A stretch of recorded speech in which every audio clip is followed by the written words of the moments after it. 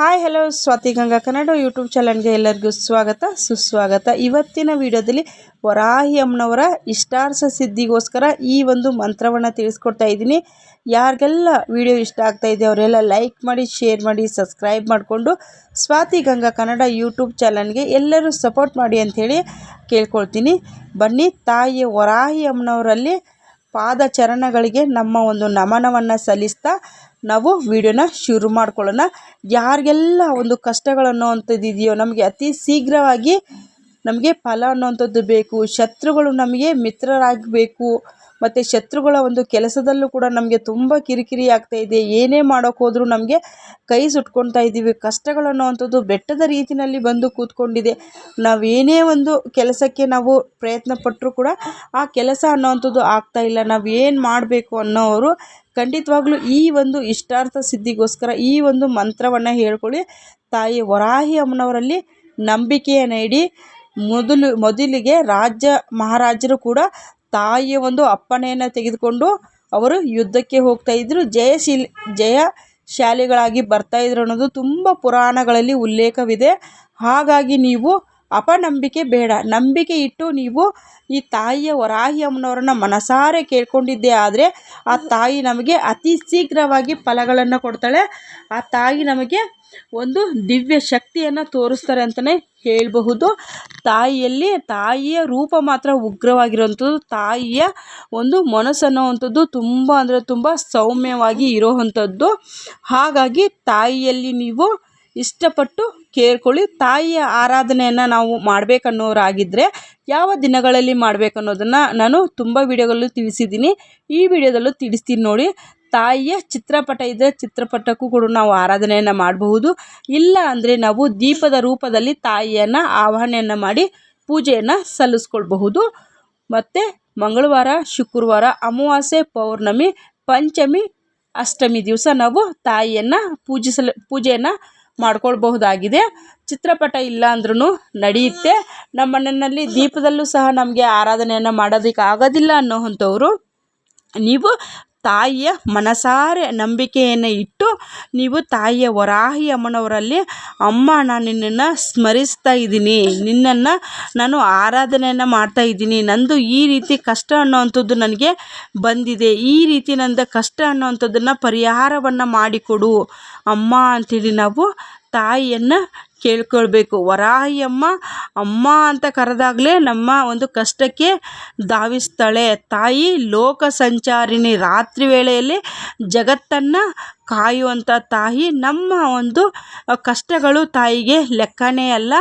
ಆದರೆ ನಮ್ಮ ಕಷ್ಟಗಳು ಯಾವ್ಯಾವ ರೀತಿಯಾಗಿ ಇರುತ್ತೆ ಅನ್ನುವಂಥದ್ದು, ಒಬ್ಬೊಬ್ಬರು ಕಷ್ಟಗಳು ಒಂದೊಂದು ರೀತಿಯಾಗಿ ಇರುತ್ತೆ. ಹಾಗಾಗಿ ನಾವು ಸ್ವಲ್ಪ ತಾಳ್ಮೆ ಇಟ್ಕೊಂಡು ನಾವು ಒಂದು ಕಾಯಬೇಕು ಅಷ್ಟೇ. ನಿಮ್ಮ ಇಷ್ಟಾರ್ಥ ಸಿದ್ಧಿಗೋಸ್ಕರ ನಾನಿವಾಗ ಈ ಒಂದು ಮಂತ್ರವನ್ನು ನೀವು ಹೇಳ್ಕೊಂಡಿದ್ದೇ ಆದರೆ ನಿಮ್ಮ ಇಷ್ಟಾರ್ಥ ಸಿದ್ಧಿ ಬೇಗನೆ ನಿಮ್ಮ ಈಡೇರುತ್ತೆ ಅಂತಲೇ ಹೇಳಬಹುದು.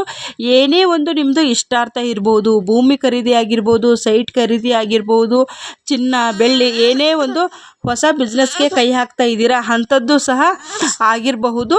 ಯಾವುದೇ ಒಂದು ಕೆಲಸ ಆದರೂ ಕೂಡ ನಿಮಗೆ 100ಕ್ಕೆ 100ರಷ್ಟು ರಿಸಲ್ಟ್ ಬರೋವಂಥದ್ದು.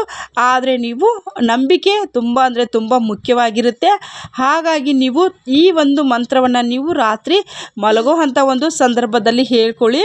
ಮತ್ತು ಬೆಳಗ್ಗೆ ನಿಮಗೆ ಸಮಯ ಇತ್ತು ಅಂತಂದರೆ ನಿಮಗೆ 6 ಗಂಟೆ ಒಳಗಾಗಿ ನೀವು ಸೂರ್ಯ ಉದಯಕ್ಕೂ ಮುಂಚೆನೇ ಈ ಒಂದು ಮಂತ್ರವನ್ನು ಹೇಳ್ಕೊಳ್ಬೇಕಾಗುತ್ತೆ. ಎಷ್ಟು ಬಾರಿ ಹೇಳ್ಕೊಳ್ಬೇಕಂದ್ರೆ 3 ಬಾರಿ, 5 ಬಾರಿ, 9 ಬಾರಿ, 16 ಬಾರಿ, 45 ಬಾರಿ, 48 ಬಾರಿ, 21 ಬಾರಿ, ಈ ರೀತಿಯಾಗಿ ನಿಮ್ಮ ಒಂದು ಕಷ್ಟಕ್ಕೆ ಅನುಸಾರವಾಗಿ ನೀವು ಈ ಒಂದು ಟೈಮಿಂಗ್ಸಲ್ಲಿ ನೀವು ಹೇಳ್ಕೊಳ್ಬೇಕಾಗುತ್ತೆ. ತುಂಬ ಅಂದರೆ ತುಂಬ ಶಕ್ತಿಶಾಲಿಯಾಗಿರುವಂಥ ಮಂತ್ರ. ತಾಯಿಯ ನೋಡೋದಕ್ಕೆ ಮಾತ್ರ ತಾಯಿ ಉಗ್ರರೂಪಿ, ಆದರೆ ತಾಯಿಯ ಮನಸ್ಸು ಅನ್ನುವಂಥದ್ದು ತುಂಬ ಅಂದರೆ ತುಂಬ ಸೌಮ್ಯವಾಗಿರುವಂಥದ್ದು. ಹಾಗಾಗಿ ವರಾಹಿ ಅಮ್ಮನವರಲ್ಲಿ ನಂಬಿಕೆಯನ್ನು ಇಟ್ಟು ಈ ಒಂದು ಮಂತ್ರವನ್ನು ನೀವು ಹೇಳ್ಕೊಳ್ಳಿ. ನಿಮಗೆ ಮಂತ್ರದ ಉಚ್ಚಾರಣೆ ಬಂದಿಲ್ಲ ಅಂದರೆ ನೀವು ಬರೆದು ಸಹ ಹೇಳ್ಕೊಳ್ಬಹುದು. ಬನ್ನಿ, ಇವಾಗ ಸ್ಕ್ರೀನ್ ಮೇಲೆ ಮಂತ್ರ ಬರ್ತಾ ಇದೆ. ಓಂ ಶ್ರೀಂ ಐಂ ಗ್ಲೋಂ ಶ್ರೀ ಸಿಂಹವರಾಹ್ಯೇ ನಮಃ.